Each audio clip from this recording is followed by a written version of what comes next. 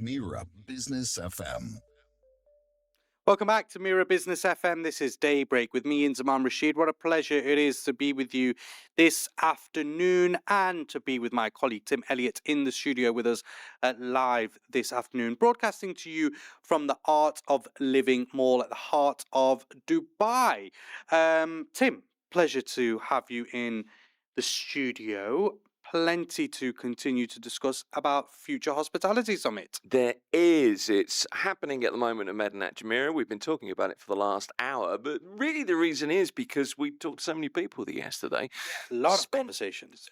From about, I don't know, midday, 11:30 midday till about 4, talked to loads of cool people. And I think I'm gonna do some trumpet blowing here.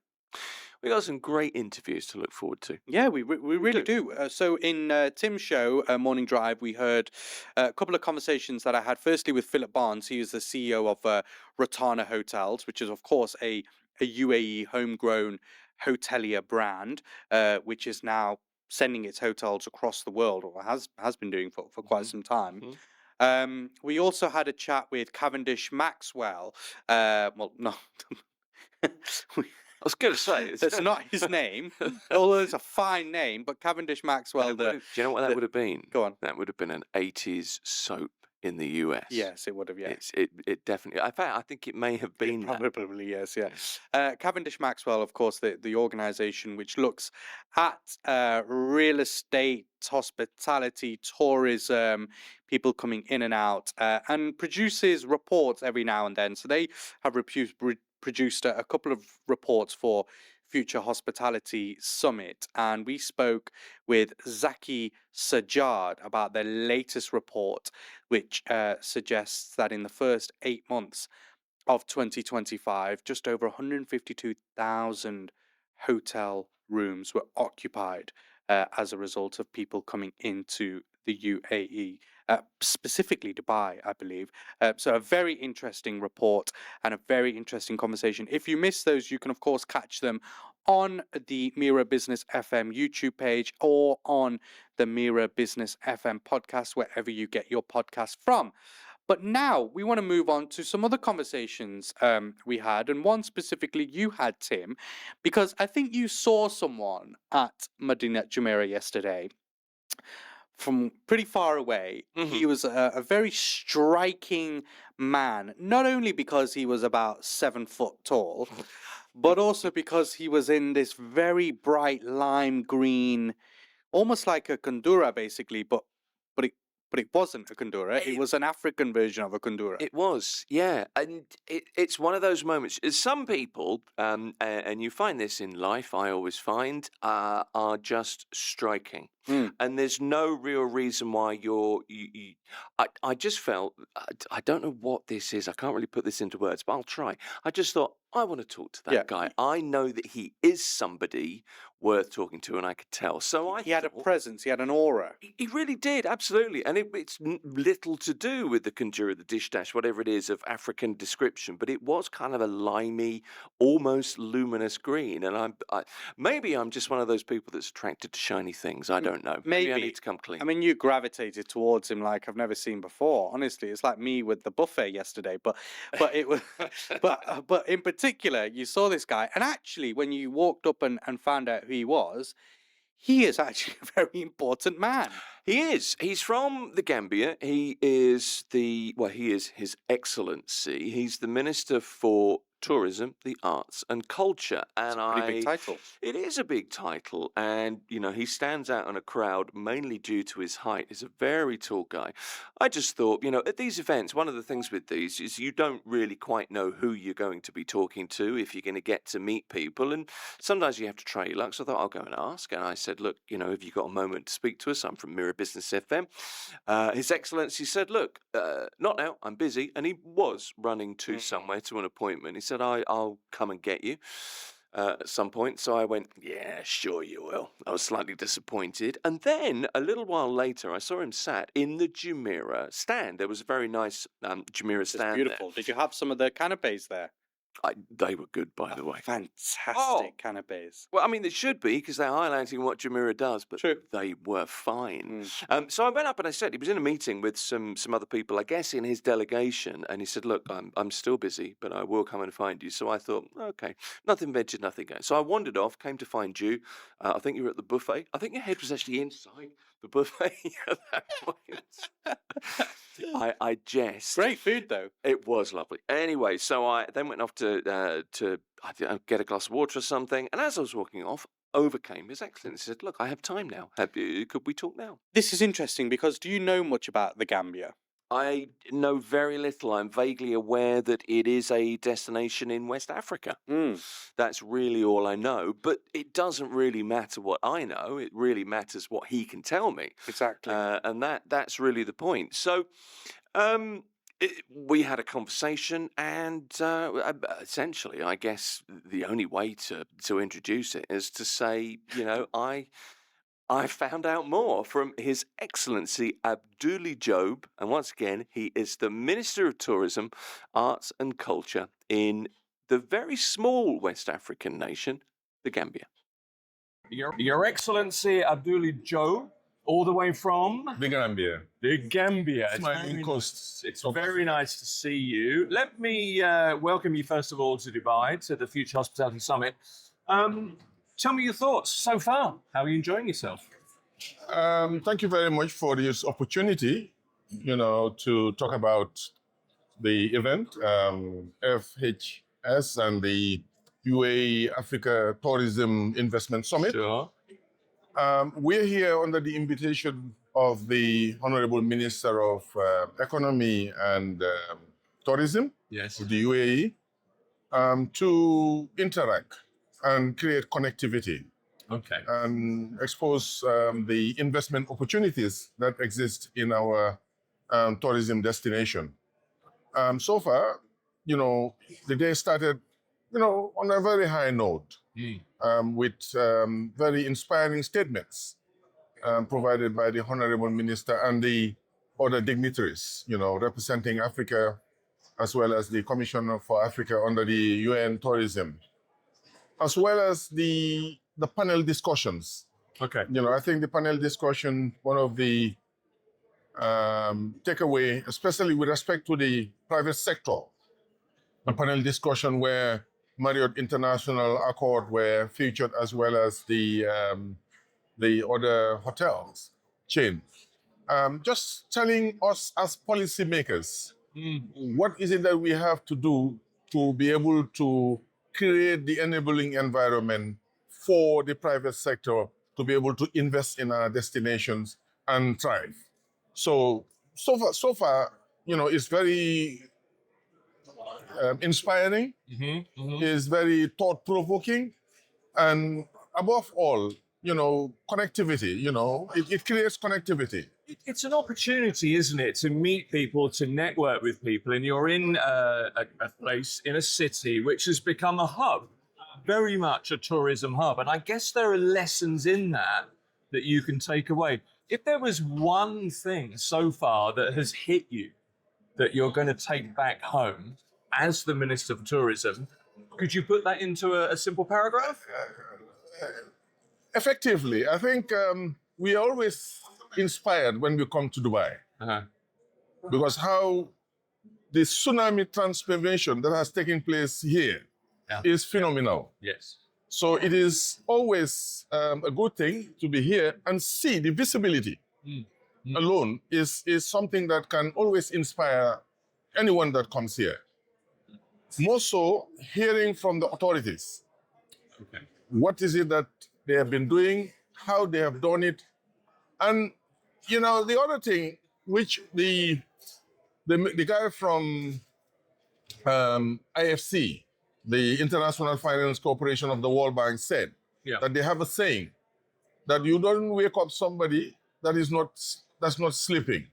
And certainly Dubai is not sleeping. For sure. So that statement itself, it's inspiring. And for us, we're always intrigued about how this place have been able to use connectivity among all other gamut of policies to transform this destination to be a destination of choice so that everybody wants to come here. Yeah. So, and one thing about these kind of platforms, one is that if you do not go out of your cocoon, you will not know, you will not add on to what you know. And just being here, the small things that you see and these interactions enriches our intuition to be able to do things better. It's an interesting point because at some point you have to be open, don't you, to opportunity, and that's really the key. Opportunity is always there. It's whether you take it or not, I guess. I have to be honest with you, Minister. I don't have a great deal of knowledge about the situation in Gambia when it comes to tourism. Could you, for the benefit of our listeners, for our viewers, just sum up where tourism is now in the Gambia and where your leadership will hopefully take tourism? Yeah, I mean, as I said earlier on, the Gambia is known as the smiling coast of Africa. We don't get that title out of nothing because we are a very friendly, very peaceful, and very secure destination, very welcoming. Yeah. We have wonderful infrastructure. I mean, we are almost about, from Europe, about 5.5 hours by flight. Okay. In West Africa, we have pristine beaches, unspoiled. What we have been able to do in terms of numbers, as you very well know, most countries have been hit by the COVID. Yes. So we are on the road to recovery. Yes. We have a spectacular investment opportunity, incentives for private sector to thrive in the tourism sector, among other sector. The tourism is a priority sector.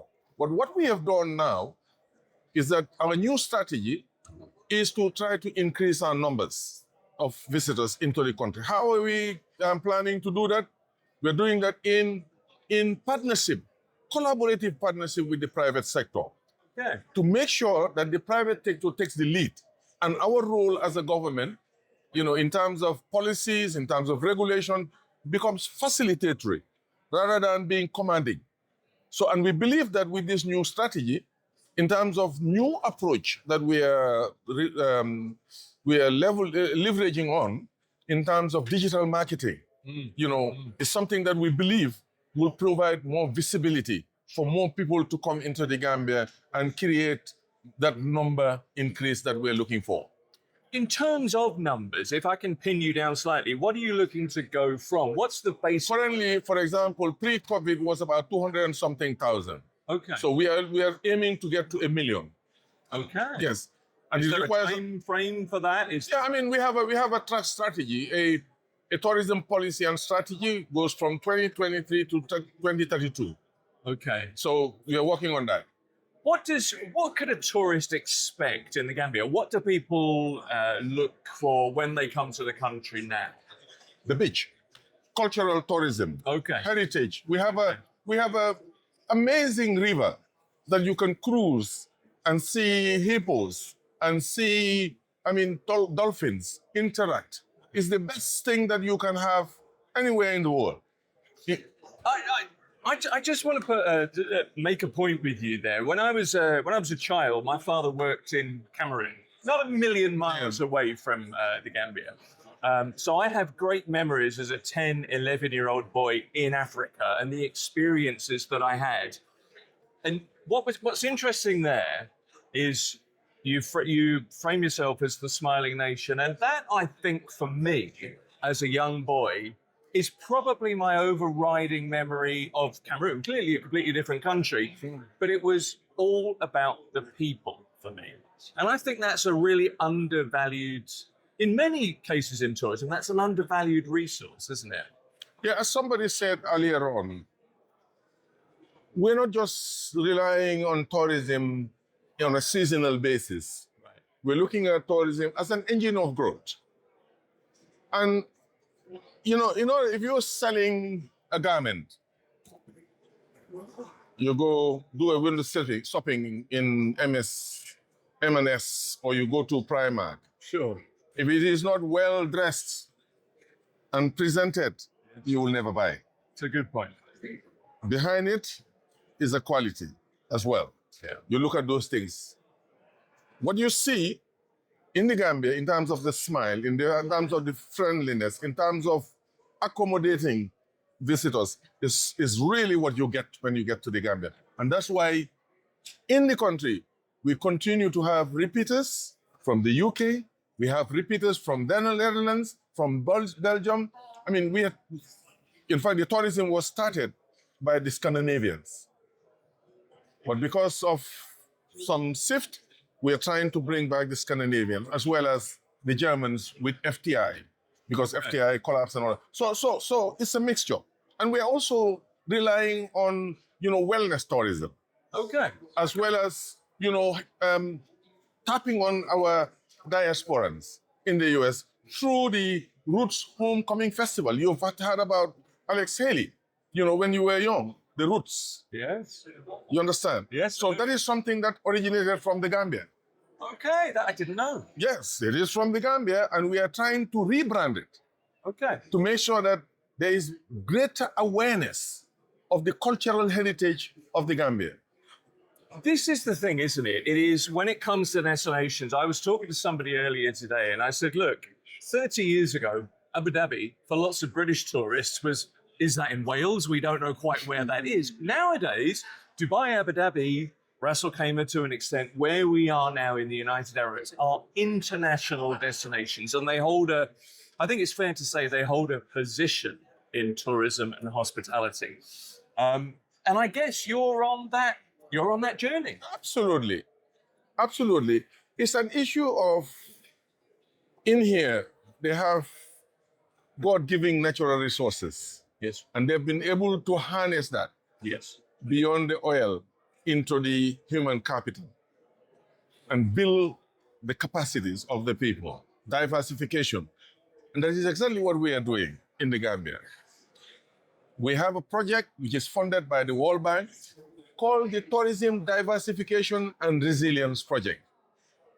Climate friendly, sustainability, inclusiveness, stakeholder participation, all of it is part of it. Because today, people are not just going into hotels, going to the beach. They want to see the culture. They want to see nature. Sure. Yeah. And interact. And these are all the things that we're building up. And we are hopeful that learning from Dubai, what they have been able to do, UAE, others, we will be able to